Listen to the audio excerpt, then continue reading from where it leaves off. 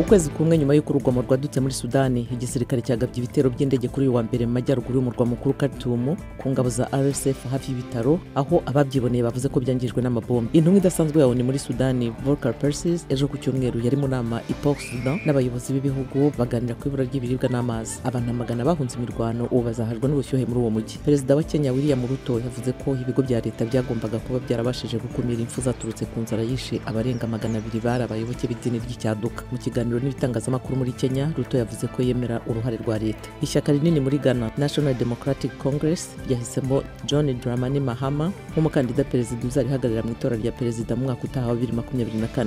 Naho muri Libya, ingabo zishinzwe umutekano zoherejwe mu mujyi wa Zawiya mu burengerazuba bwa Tripoli nyuma y'imirwano hagati y'imitwe ifite intwaro yaguyemo abantu 3, abasivili 2 n'umwe mu bantu bo kwa muganga.